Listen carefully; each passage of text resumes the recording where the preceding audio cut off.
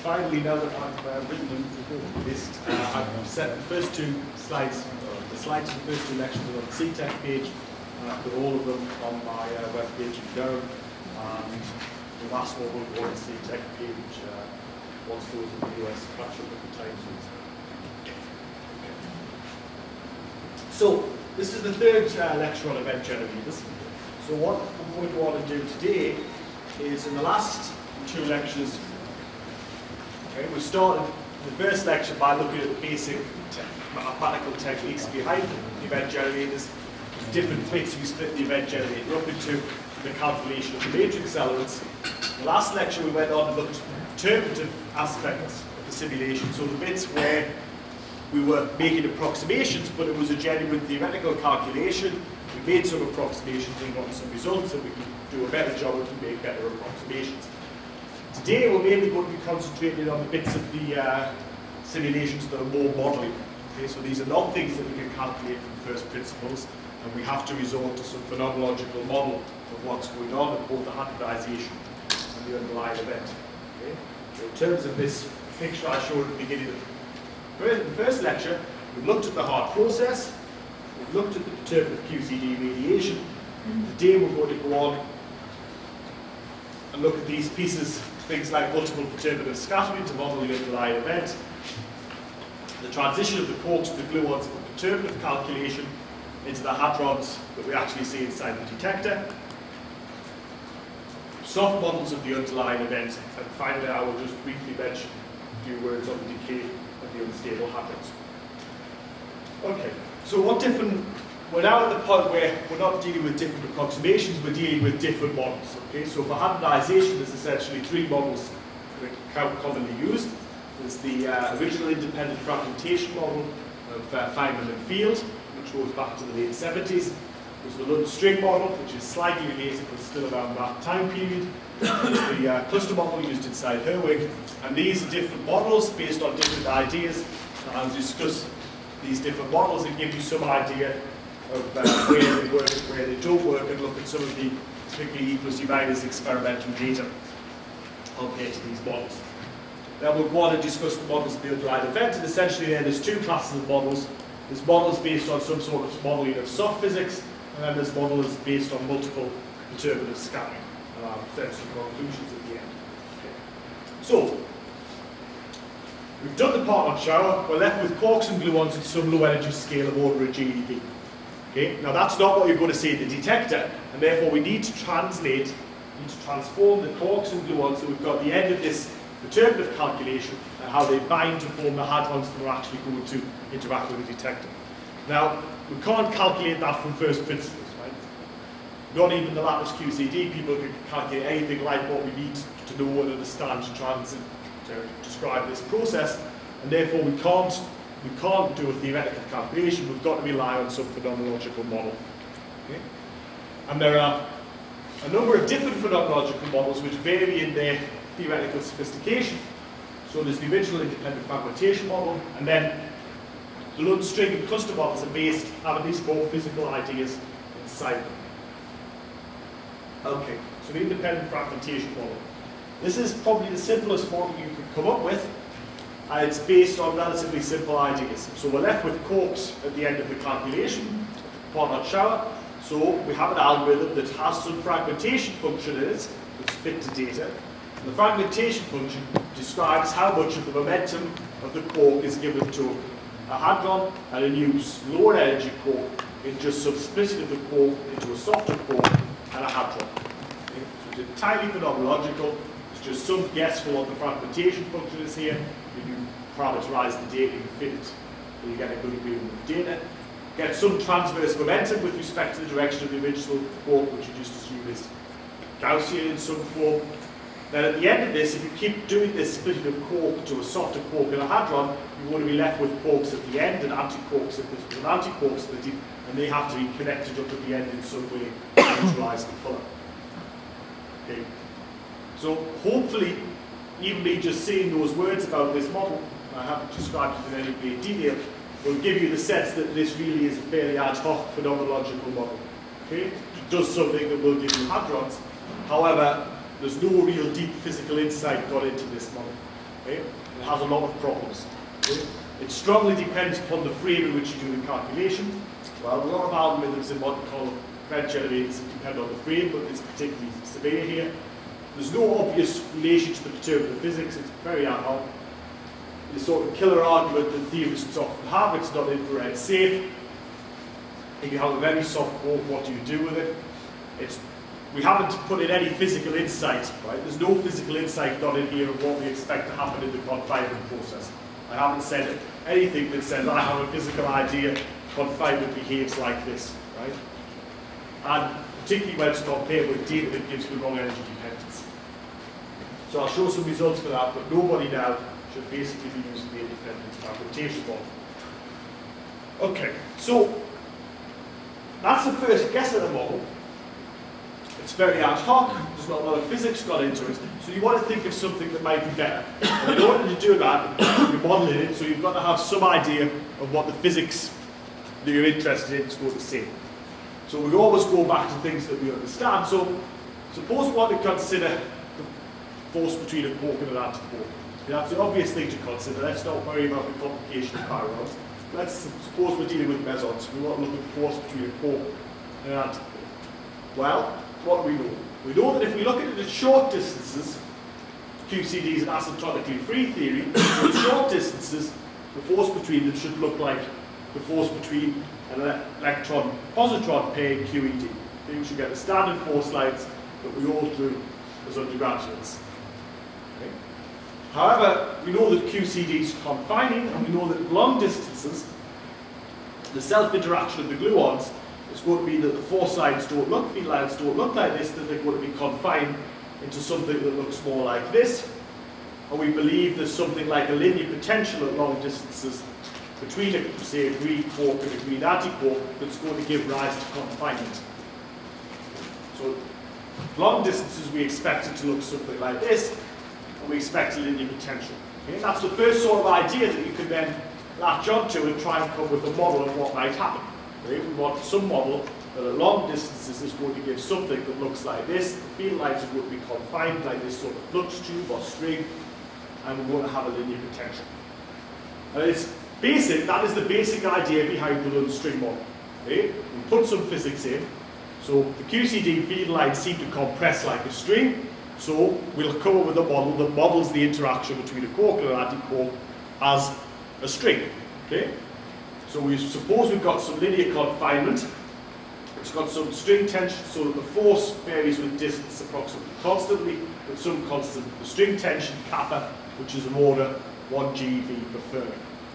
And that then allows you to write a relativistic formalism for a one-dimensional, one spatial and one time-dimensional object, which is the string, in an immense invariant way. Okay, so we've immediately answered a lot of the problems that we had with the independent fragmentation model.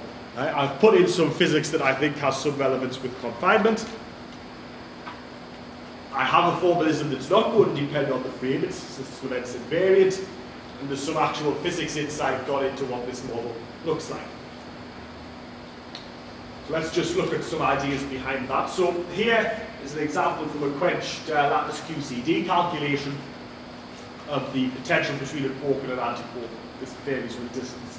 And you see you've got this sort of behavior that you expected. Okay? So down here you've got something that looks like 1 over R, so this Coulomb part, which in this case, because of the colour factors between a quark and a gluon, would give you minus 4/3 the strong coupling divided by the radius. At long distances, it then starts to go linear. Okay? So you've got some form of potential. It's got a short distance Coulomb piece and a long distance linear piece.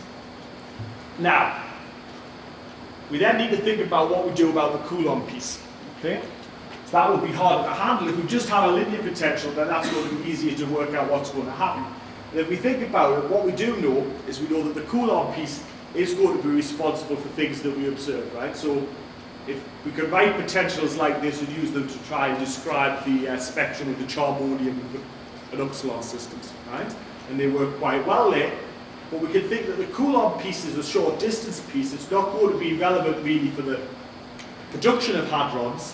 We describe the transition between the quarks and gluons and the hadrons, which is going to happen at long distances. But this piece is probably responsible and is responsible for things like the internal structure of the hadrons and why some hadron is more heavy than others that has the same quark content. But it's not particularly relevant for the particle production. So for the case of production, we just neglect the Coulomb piece and just concentrate on this long distance linear piece. Then we go on to the next side thing. Well, in the real world, as the quark and the anti-quark move apart, the string's going to get longer. We're going to have an intense colour field between them. It's got a uniform, it's got a potential per unit length, and therefore as it gets longer, it's going to have more energy. Okay? And eventually the energy will be sufficient that you can actually create a quark-anti-quark pair in the vacuum, in which case the string breaks. You get this, the original anti-quark connected to the new quark, the original quark connected to the new anti-quark. You get two smaller pieces of string, and this is energetically favourable because the string is shorter, and therefore that compensates for the mass that you need to produce these quarks. I think if any of us were asked to describe the transition between quarks and hadrons, this is the sort of model that you would describe. Right? If you were asked by somebody who didn't know a lot about particle physics, an undergraduate, this is the sort of model we would describe. This is the sort of model we were all shown in our undergraduate lectures. Yeah? So there's basic physics behind the idea, but it is very physically appealing to our ideas, to what we expect. Okay, so at full QCD, we get this behaviour that the force doesn't continue to grow linearly because it breaks up into shorter pieces. Thanks to that. Okay. So that is the fundamental basic idea behind the Lund string model. Okay? In its practical realities, there's more complications and a lot of things you have to worry about. But that is basic physics behind the model. So let's consider how it works in practice by considering E plus E minus annihilation. And let's not have any real world annihilation. So we just consider E plus E minus annihilation as a source of point-like quark anti-quark pairs. Okay?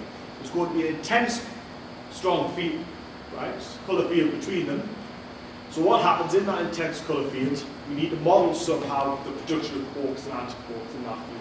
So suppose we have just some fluctuation, quantum fluctuation that produces a quark anti-quark pair here. Well, if we do that, because it's just a fluctuation, they can't have any mass and they can't have any transverse momentum. Okay? If we want them to be real, then they're going to have to tunnel out of here in some way and gain the energy that they need to have the mass and some transverse momentum.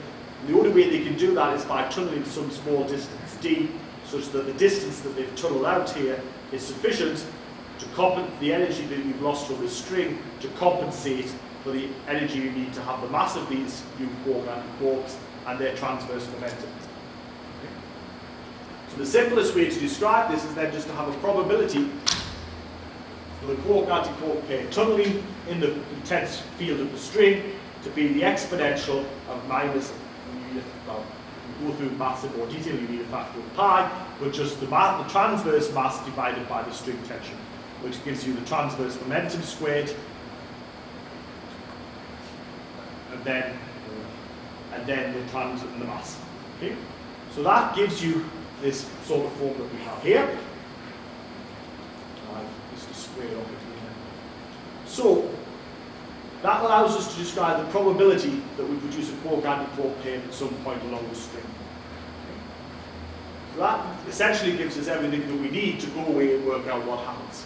Okay? So that probability gives a common Gaussian transverse momentum spectrum. It means that the more heavy the quark is, the less likely it is to be produced. Okay? So if you put in the sort of standard constituent masses for these things, then you would expect up and down to have about the same ratio. The strange quark is heavier, and therefore it's going to be suppressed by about 30% of the up and down production rate. And if you put in the mass of the charmed quark, you actually get a suppression of 10 to the minus 11.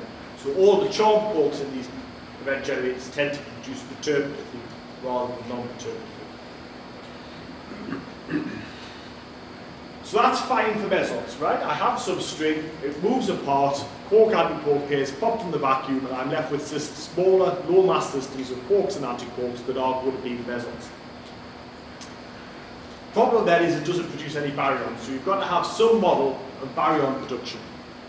And the simplest way of modelling baryon production is to suppose that you have a tightly bound system of two quarks And if you consider a tightly bound system of two quarks, we call that a diquark. And that tightly bound system will behave and have the same properties as an antiquark. Okay? It's a tightly bound system of two quarks, so it'll be more massive. But what it does have is, if in the large number of colours limit, we can consider this object to carry anticolour, and therefore a diquark-anti-diquark pair behaves like an antiquark-quark pair. And we can consider then the production of diquarks popping from the vacuum in the same way as we consider quarks, antiquarks, and that then gives you a model of a baryon as a bound system of a quark and a diquark. And that gives a simple model of baryon production. And because you've got two quarks bound in this system, it's going to be at least twice as heavy as a quark, and therefore that naturally leads to some level of suppression of baryon production, which is also observed. Okay? In practice, so at this level this all sounds beautiful and simple, and I haven't got a lot of parameters. In practice, you have got a lot of parameters when you come to actually do it. So this tells you which quarks and antiquarks you produce, but then you've got to decide which mesons with that type of quark and that type of antiquark are actually going to be made in the collision. And therefore you've got to look at the things like spin probabilities. A vector meson has 3 times as many spin states as a scalar meson, and therefore you probably expect rho to be produced 3 times as much as pi. Okay. There are other factors that go on. Pi is lighter than rho, and therefore that might compensate for that.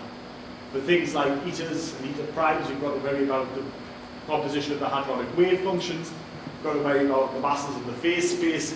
This model of baryon production is diquark, anti-diquark pairs. It's very simple, so you have to worry about more complicated models of baryon production. And in reality, you end up with a lot of parameters, and in the end, you've got no choice but to tune those parameters to experimental data. Okay, so this is just the simple idea then of how the Lund string model would work. So suppose we had an outgoing quark and an antiquark in an E plus E minus collision. They would go along, they would move further apart, the string would stretch. Eventually it would be so stretched that a quark-antiquark pair would produce by tunneling.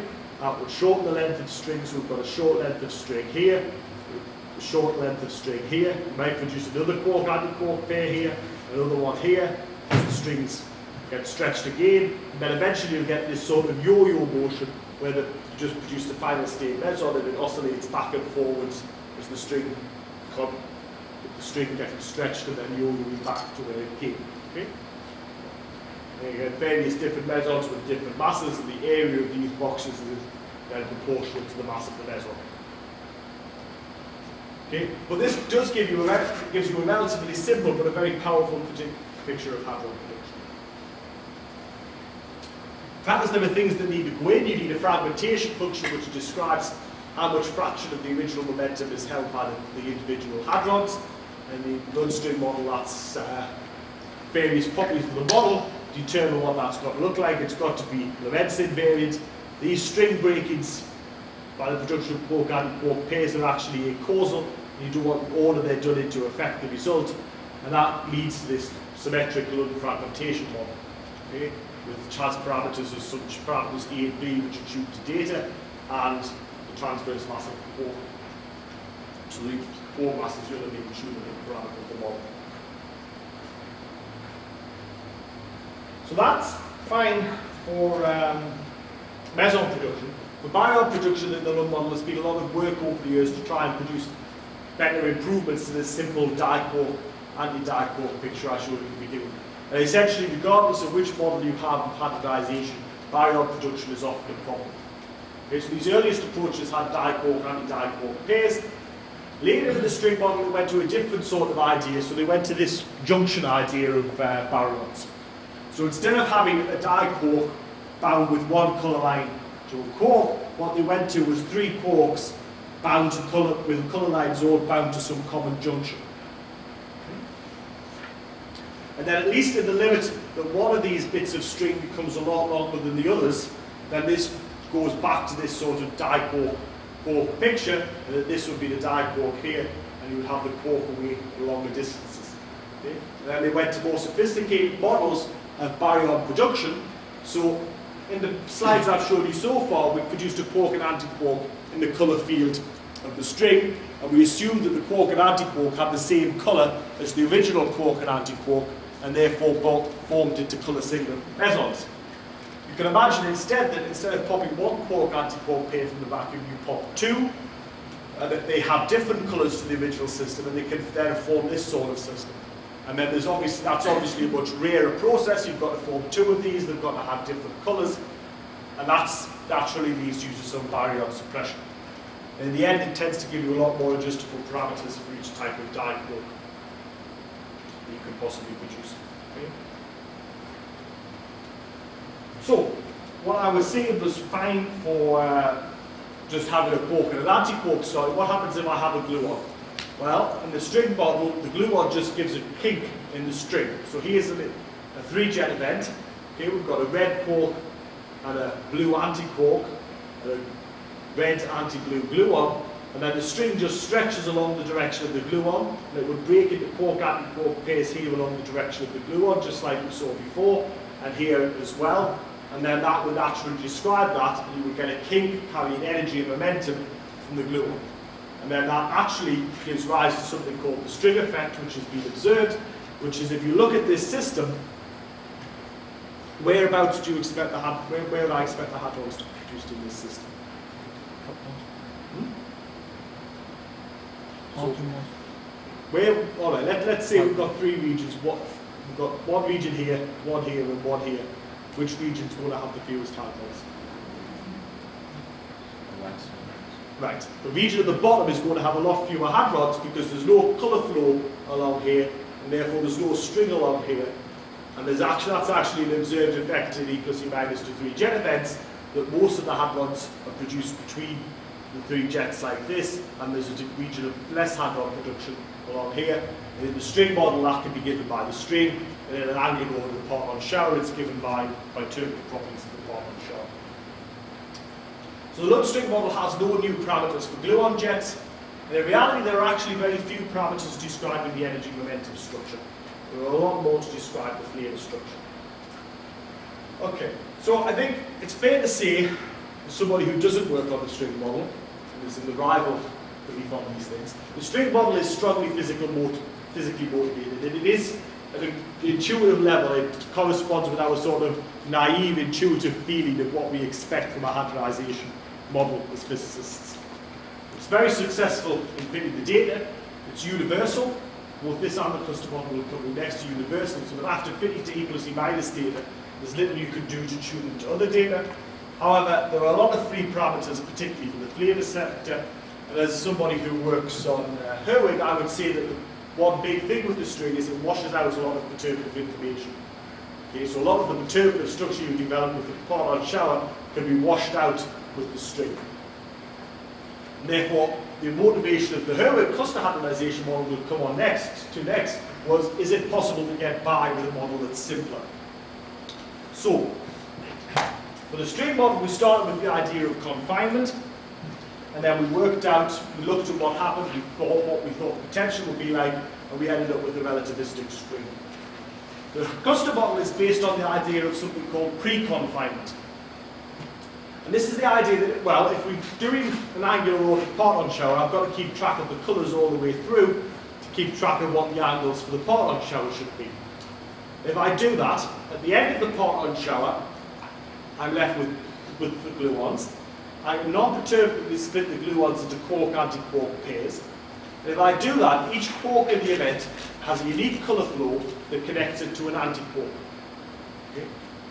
And therefore, I've got these anti-colour connected quark-anti-quark pairs.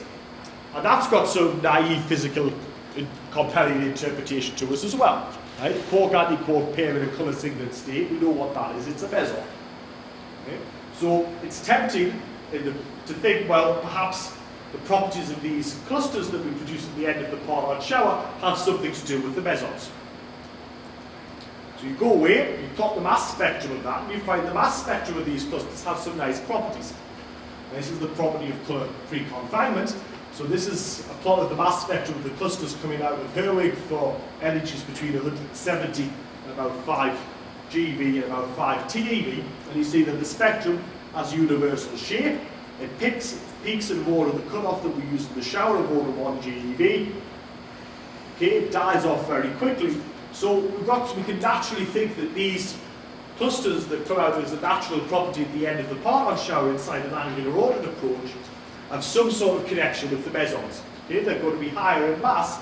So the cluster model is then based on this idea of pre-confinement, and that these colour singlet clusters are sort of precursors of the mesons that we see in nature. Okay? The idea is quite simple. You just project the colour singlet clusters onto the continuum of high mass meson resonances. The idea is that at low masses you get meson resonances and they're well defined, and they're well defined bumps with distinct mass, but as you go higher and higher the widths get larger and it should perhaps come to some continuum, and you assume these clusters can be projected onto that continuum and they just decay, there's a two-body decay into the well-known minor resonances, so the rho, the pi, the things that we actually know about. And they're just decayed according to a simple two-body phase space weight. So if you pick hadrons 1 and 2, then the cluster with mass m will decay to them with probability, well, the spin degrees of freedom of the first hadron, the spin degrees of freedom of the second hadron, and then the momentum in the rest, the S-frame momentum in the cluster frame of the two hadrons you produce divided by the mass. Okay? So you just take your cluster, you pick an extra QQ bar flavour, you work out the flavours, this weight for all the different hadrons you could have produced, and then use those as probabilities to pick one. And at some level, the reason for doing this is that we're then going to a model that instead of washing out all the perturbative information, is actually a lot of the hadron level properties in this model are then fully determined by the cluster mass spectrum. So we've determined a lot of the properties by actually the properties of the perturbative phase that we understand. And in this case, the cutoff parameter Q0 then becomes the crucial physical parameter of the model. Okay, so the cutoff parameter of the shower is the creep parameter. Well, so that sounds physically intuitive and has some nice ideal properties as well. There are some problems with it. So one of the problems is that below the cluster spectrum, just go back, peaks at small masses, it does have this high tail, right? So this is 100 GeV. So there is this tail up to very high masses. And for those small fraction of clusters that have incredibly high masses, isotropic two-body decay is not a very good approximation, right? If you took a 100 GeV cluster and decayed it to 2 pions, you'd end up with 250 GeV pions, and that doesn't happen. So you need to go to some more complicated model to describe the decay of these high mass clusters. So in reality what we use is we use a rather string-like model that takes one heavy cluster and splits it into 2 lighter clusters. And once you do that, the fission threshold, so the threshold above which you decide this cluster should either decay to 2 hadrons or should be split into 2 lighter clusters, becomes a crucial parameter. And in reality, in the cluster model, about 15% of the clusters get split in this way, however they give about half the hadrons. Okay, so parameters related to this cluster splitting do have a large effect in the simulation. There are other things that go wrong. So it tends to produce leading hadrons, so hadrons in the direction of the original event that are too soft. So the solution to that is, well, you take the hadron that gets the quark from the perturbative event and you let it remember the direction of the quark. So you put in some Gaussian smearing and angle in the direction of that. And again, that's rather string-like and gives more adjustable parameters. The spectra that it produces for charm and bottom quarks tend to be too soft. And you can solve that in a number of ways. So you can allow clusters that have a heavy quark, a charm, or a bottom quark in to decay into 1 meson rather than 2. You can make the parameters that split the heavy clusters up depend on flavour, and again that introduces more parameters, just like the string model had a lot of parameters for the flavour. Again, the cluster model just uses diquark, anti-diquark production for baryon production, and now there are problems with that. There's some problems with charge correlations, and it is sensitive to the particle content. Because you've picked the probabilities of the hadrons, depending on the number of hadrons that are available with a particular quark, anti-quark content, then if you add more with some quark, anti-quark content, not others, you can bias the ratios of the ones you produce, and therefore you have to include only complete multiples. So at this point, I should remind you, I'm an author of Herwig, and therefore I have some belief in the cluster model rather than the string. So I think it's fair to say that there are two sort of differences in philosophy almost in the event generator community. So the Peter sort of view would be that hadrons are produced by hadronization, and the non-perturbative dynamics is interesting and important. You should get the non-perturbative dynamics right. And their tradition is more being in getting the non-perturbative physics correct. They've worried more about that over the years than the perturbative physics. Whereas from Herwig, the point of view is more being, well, if you get the perturbative physics right, you can stick any old hadronization model on the end. Okay? And in reality, the two views have had to sort of come together. Right? So Peter originally, for example, did not have a part-on shell. But better data has required improvements to the perturbative simulation, things like the addition at some level of angular ordering. Whereas for Herwig, better data has required us to make changes to the cluster model to make it more string-like. So it has been, to get a good description, in the end you have to do a good job with both the perturbative and the non-perturbative physics. It's not enough to do one well and not worrying all about the other. And in the end I stole this from Torbjörn Sjöstrand's last set of talks on Monte Carlo. This is true. Hadronization is a very complicated thing, and there ain't such a thing as a good parameter-free description of hadronization. If there were, then we would be a lot further along the way to actually understanding the physics of what goes on. Okay, so I think it's useful, rather than just me telling you things, to actually see some data to support what I said. So, I said that the independent fragmentation model had a pure energy dependence. Okay, I said that, okay, so let's look at some data to show that. This is the fraction of events that contain 3 jets defined in some resolution scale y cut in the Cambridge jet algorithm. So from your point of view, the Cambridge jet algorithm is a slightly improved version of the KT algorithm that Nigel talked about. Okay? So we see this at 3 energies. So Jade, which are at 35 GeV, and then Opal at the Z mass, and Opal at 189 GeV. What you see is that at 35 GeV, all these different Monte Carlos give good agreement with the data. So Pythia, which uses a Q-squared ordered shell with an angular veto to try and get some angular ordering, and the Lund model. Herwig, which uses an angular ordered shower in the cluster model. Ariadne, which uses the colored dipole model and the Lund model. And then this thing, cojets, which always appeared on left plots to show that it was a QCD-based model that didn't describe the data. And that seems to be its main function, its main function in life in recent years. At some point they even stopped plotting this. Okay. So you see 35 GeV, all the lines go through the data pretty nicely. But once you go up to 91 GeV, this cojets line that went through the data here is this line here that completely misses these solid black points. And then at 190 GeV, you see it completely misses by even more. Okay? So its energy dependence is poor, and there are 2 sources of that. One is it uses independent fragmentation, which has a poor energy dependence, and it uses a completely non-angular ordered part-on shower, and that has a poor energy dependence. And that's often the problem with these things, is because all of these programs, the hadronization model and the part-on shower are tied together, it's often impossible to completely decide, yes, this is a problem with the hadronization, or this is a problem with the part-on shower. In this case, with cojets, it's probably a problem with both. So, then you see here some later data, and here you don't see any line with cojets on this after we stop plotting it. And here we see the thrust distribution that Nigel talked about. This is something called the jet broadening. This is some measured transition between 2 and 3 jet events. This is the PT transverse momentum relative to the thrust axis of the plate. It's not particularly important to worry about what these distributions are. The important thing to note is that all the different Monte Carlo lines, apart from a little bit here and here, you can barely tell the difference between what's with the naked eye. So in general, all of them give pretty good agreement for event shapes.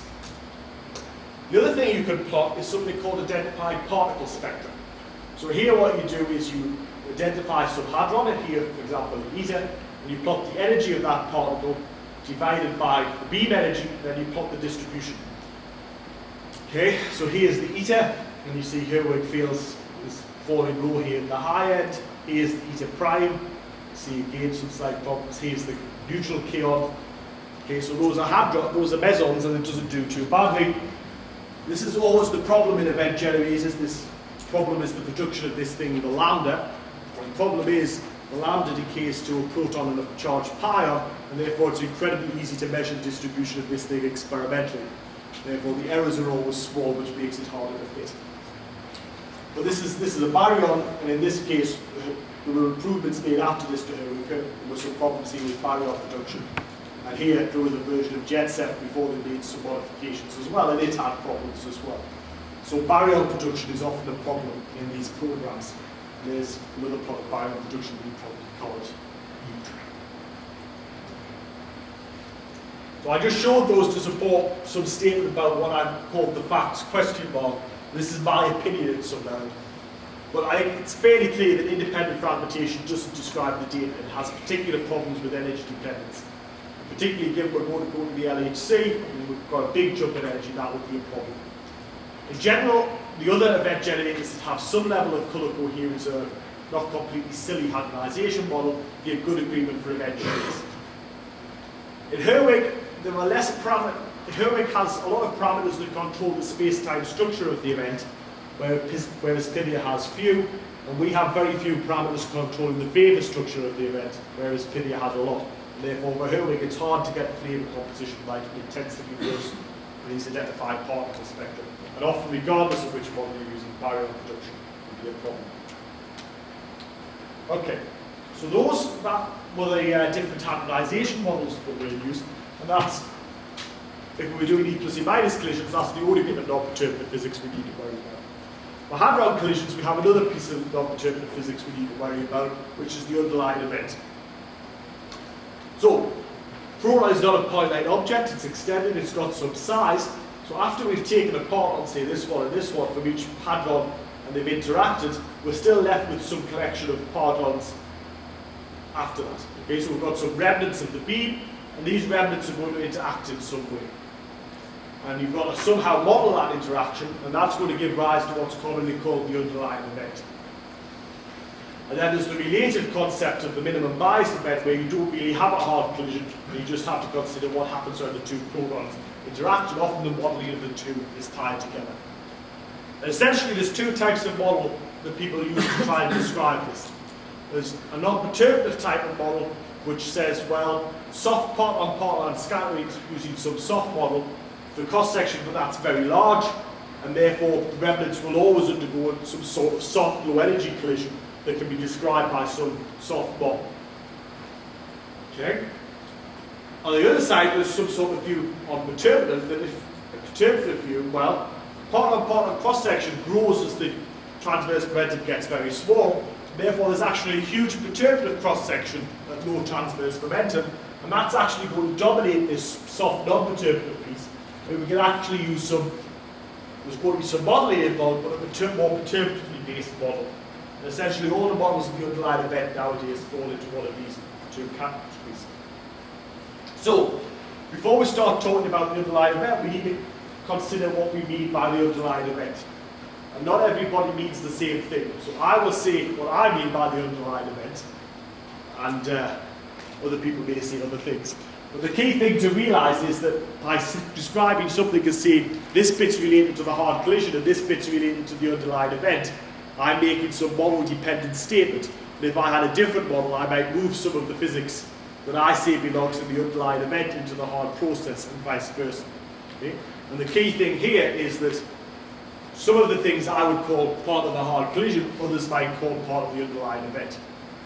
So here's some plot from Rick Field, some CDF data, and you don't need to worry about what the quantity is. The key quantity to worry about is the underlying event is additional activity in a hard collision that's not related to the hard collision.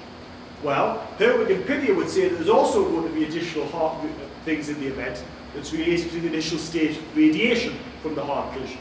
And because we get different amounts of radiation from the hard collision, so Herwig's got a different amount to Pythia, then the amount of underlying event modelling, so the remnant interaction that we need to describe the data is different. So both of these lines at some level fit this data, but they've got completely different amounts of beam remnant collision or underlying event in them with respect to hard QCD mediation coming off the hard process. Okay? So what I see as underlying event and what I see as initial state mediation of the hard process is a function of my model for the underlying event and my model for the initial state mediation of the hard process. In general, the following things tend to be said. So minimum bias tends to mean all the events in hadron collisions that are taken by some relatively inclusive trigger apart from diffractive processes. So all processes where the protons come in, they interact with each other and break up, and you get some activity in the detector, rather than processes where the protons are left intact. The underlying event then tends to mean everything in the event apart from the collision we're interested in, and then the question is what you add into the collision. I would add the initial state mediation into the collision. If you're an experimentalist, you might not add the initial state mediation into the collision. From our point of view here, we need everything that's not at any level involved in a hard collision, so we don't the initial state mediation is not part of the underlying event. So, what types of models are there on the market? There are two types of soft model on the market. There's a class of models based on Pomeroy exchange. So this is based on the tradition of looking at the behaviours of S matrices and things and the properties of those in the low energy limit. In this case, for the PT equals to 0 limit, and there's a Pomeroy-based model that is jet, these things photojet and DTU jet. I've got to admit that is the sum total of my knowledge about Pomeroy-based models. They're not so commonly used. In Herwin, we use something called the UA5 model, and essentially the UA5 model is a parameterization of the data of the UA5 experiment, which took data on minimum bias collisions. Okay, so minimum bias is often expected to be related to the underlying event. So UA5 was a third experiment at the proton-antiproton PRP collider, well, at the same time as UA1 and UA2, and they had a simple phase-space model that fitted their data. So it distributes a number of clusters independently in rapidity and transverse momentum according to a certain distribution, which is you don't even worry about what a negative binomial is. It has some properties in there to conserve energy, momentum, and flavour, and it gives a reasonable description to their data, and it gives a reasonable description to a lot of underlying event data. The main problem is that it doesn't have a high transverse momentum component in it, and the only correlations are due to cluster decay. So the only way you can get some sort of small jets from this is due to a correlation between the cluster decays, which happens rarely, and therefore it is missing a high PT component that does seem to be needed in the recent data. So, most common models therefore nowadays for the underlying event are multi-partner interaction models. Okay? And these are all based on the following sort of idea. Okay? If we look at the low transverse momentum cross-section, it's dominated by processes that involve the exchange of a gluon in the T-channel. So be that a gluon of quark scattering here, or quark scattering or glue scattering. They're dominated by T-channel gluon exchange. And T-channel gluon exchange has the property that the differential cross-section with respect to the transverse momentum squared diverges like 1 over the transverse momentum to the 4th power. Okay? And therefore, in order to stop this blowing up, you've got to impose some cutoff on the minimum transverse momentum you could have in one of these scattering processes. And if you do that, what you find is that as you go down in this minimum value, the cross-section goes up and up. And at some point, it exceeds the total proton, in this case, this is for the LHC, proton cross-section at that energy. Okay, that's obviously not possible. Okay, you can't have the proton cross-section exceeding the proton one, unless you say, well, actually, there's going to be more than one proton scattering per hadron collision. Okay, in which case, if there's 2 per collision, or in this case, by the time you 10 per collision, then you could actually say, well, that's going to be fine. We're going to have a lot of proton collisions for every hadron collision. That's all these models are based on. They're based on the fact that you can have a lot of proton scatterings for every hadron. You assume, you've got to make some assumption for what the number of collisions is going to be. Well, the ratio of this line to this line is going to give you the average number of proton scatterings, and you just assume that's distributed like a Poisson distribution. Okay? And that tells you the number of scatterings per event, and you can work out what that is. In reality, what tends to happen is that the tail of this distribution, the high number of scattering tail, is suppressed if you impose energy and momentum conservation. There's only so much energy and momentum in the protons, and therefore there's only so many collisions you can have before you've used it all up. So instead of having one collision per event, you have 2 collisions or 3 collisions. In the case of the LHC, perhaps 4 or 5 collisions. So you go away with this. You also need a model of the spatial distribution of the partons in the transverse direction inside the proton, and you can come up with a model of multi-parton scattering. In general, all these models then regulate the divergent cross-section in some way. So the simplest approach is just to say, well, below some value of minimum value of the transverse momentum, it's 0. The other option is to add some constant value regulator here, so that in both the strong coupling and in the denominator, so that you can actually take the PT to 0, in which case you'll get alpha S squared of minimum PT and the minimum PT to the 4th power on the bottom. Okay? And then you can typically make those 2 choices, and those parameters are typically of order of few GeV. And typically with that modeling, you then get 2 or 3 interactions per event at the tevatron and 4 or 5 at the LHC. However, there does seem to be a correlation that if you get a really high transverse momentum scattering that you're interested in, right, sort of high PT jets or Z conjunction or something that you're actually interested in, the disturbance that that causes tends to be that event is actually one where the protons hit each other more head-on, so they bang together head-on rather than banging together so that they only cross each other a little bit, and that when that happens and they bash together head-on, there's more possibility of there being more scatterings, and therefore there tends to be more scatterings in the sort of events that we're interested in. So the first simple model was due to Torben Sorstrand, one of the students back in the late 80s. Had a sharp cutoff on PT min, which was the main parameter. Didn't include diffractive events, therefore the average number of interactions per event was the cross-section of PT min divided by the number of non-diffractive events. The interactions occurred independently according to a Poisson distribution. They were generated so that you generated the highest transverse momentum collision first, because that's the one you really want and you're really interested in. Then you generate the next highest and so on. And then momentum conservation inside the PDF, so extracting the energy you'd already put into the hard collision before you calculated the second collision tended to reduce the number of collisions. Later there were more sophisticated models in both Herwig and in Pidia. This is more description of the Pidia model. So in Pidia there would then be a smooth turn-off of this PT naught. Herwig still uses, the Herwig Jimmy model still uses a strict delta function type of cut-off, step function. Requires one interaction event per event. The key change was that instead of just having a simple Poisson distribution, we then went to some model of what the particle distribution in the proton looks like. So in Pidia they went to this double Gaussian behavior, so that we had a piece that had a small Gaussian piece with a small radius and a Gaussian piece with a larger radius. So we've got something like this. And this then tended to give this effect that if the protons collided head-on, you got more interactions than if they didn't.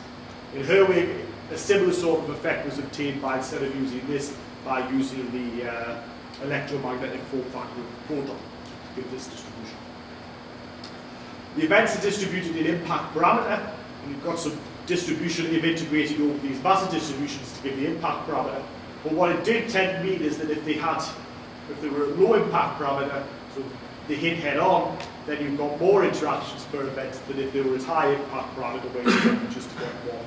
So the central collisions had much more activity and much more multiple scattering than the non-central ones. So Rick Field, in recent years, has done a lot of sterling work in actually looking at CDF data on these things and actually tuning the models to the data. So let's at least have a look at some plots of data. So this is a plot of, the idea here is you've got some hadron event. There's a jet here.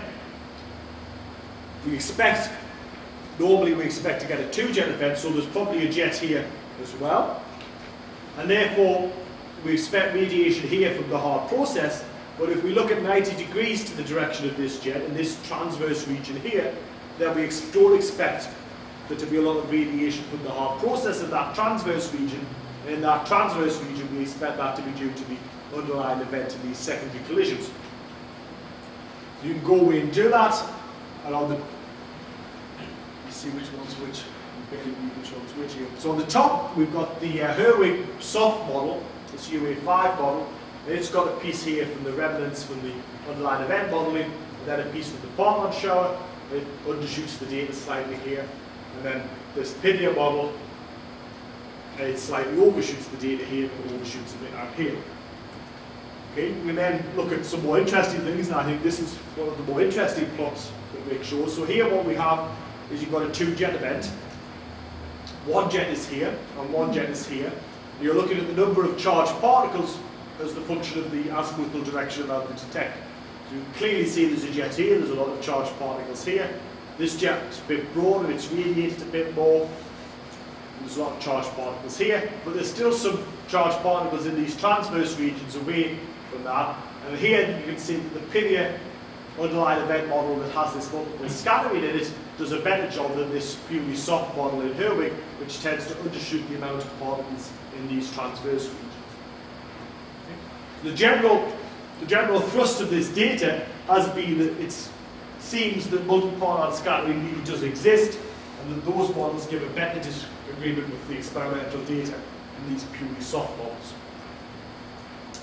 So, there's a lot of evidence for multi-parallel scattering. In general, the PIDIA model, which tends to be called true A, gives the best agreement with data, although the Herwig multi-parallel scattering model, Jimmy, is harder to work with technically, and therefore there's been less tuning of that, although there are some problems. The big worry is that if we take one of these models, we tune it to fit the Tevatron data, we tune it to fit other lower energy data, and then we extrapolate to the LHC, we have a problem. So here we have a number of tunes which were tuned to fit the Tevatron data and some lower energy data from CERN, from the Tevatron at 630, these sort of lower energy experiments, and then this is extrapolated to the LHC. Okay, so here you see the average number of charged particles. Here you see some other, for two different things. Okay, and they disagree widely depending on which one of these fits that you use. Here's a different plot. This is the PT of the jet and the number of charged particles in the transverse direction versus the PT of the jet at the Tevatron. This is if you then extrapolate the PIDIA model to the LHC, and here's what you extrapolate if you fiddle with the tuning of Jimmy and you extrapolate it to the LHC. And you see the uncertainty is a factor, well, it's almost a factor of 2, the amount of activity we expect in the underlying event, the LHC. And that's because there are parameters in these models that determine the energy dependence.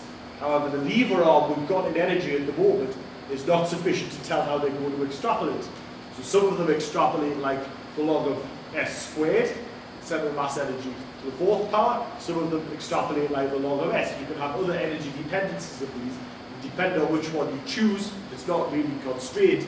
You're going to get vastly different amounts of underlying event activity at the LHC, and measuring that will be one of the early things the LHC needs to do.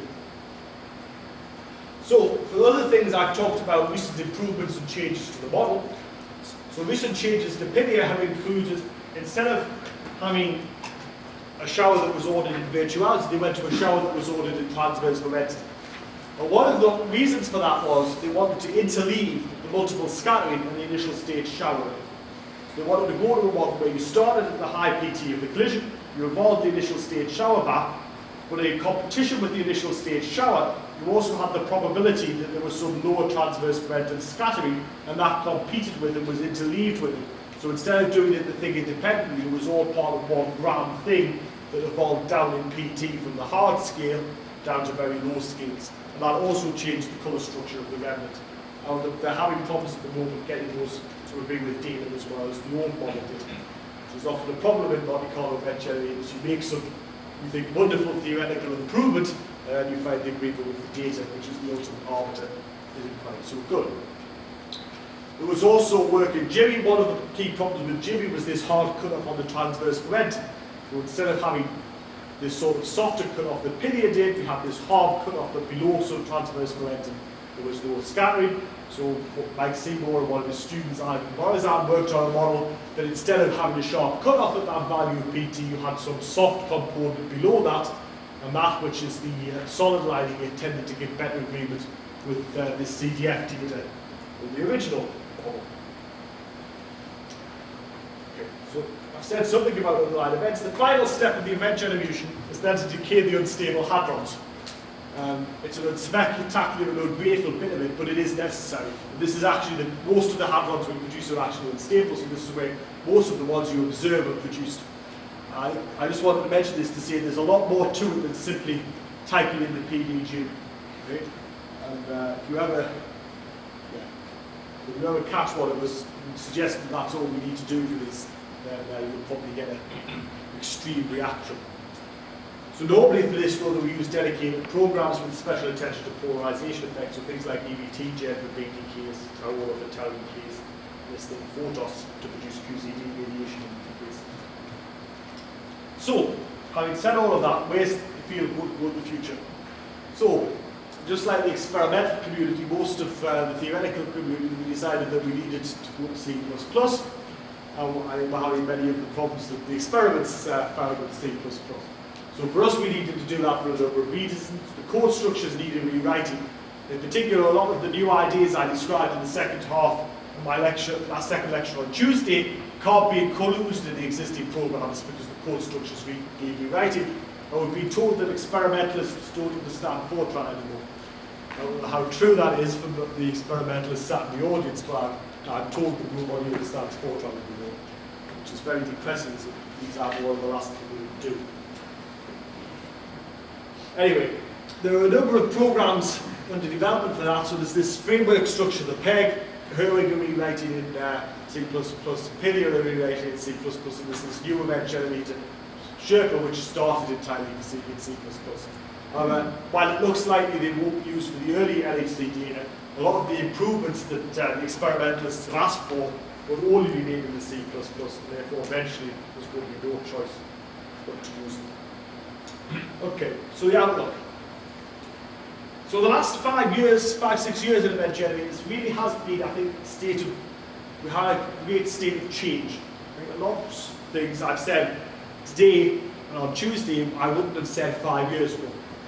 So we've got better matrix element calculations, we've seen improvements of shower algorithms, we've seen better matching of matrix elements of Polygon showers. We've seen the first processes, next to the order processes included inside event generator. Improvements to the hadronization and decays and the modeling of the underlying event have been less spectacular, but there have been improvements, and there's been this ongoing move to C++. I'm sure things will continue for the LHC. So, in summary, the main thing I want you to get from these lectures is to have some understanding of the physics inside the event generator. And the main reason for that is you should know enough to ask some questions about what people have done with simulations. So if you're running the simulation, you should be able to say, should the simulation I'm running ever describe what I'm looking for? Right? Is what I'm looking for so far outside the approximations it's based on, it's never going to describe it. Nowadays, there are a lot of simulations available using different techniques. You should be able to ask, what is the best simulation for what I want to look at? May it often not just be the case of running Pythia out of the box. You probably shouldn't even know what simulation effects will have on your study. And in particular, none of us are perfect at writing code, and there are always bugs in these things. And is what you're seeing actually physics, or is it some bug in the simulation code? Right.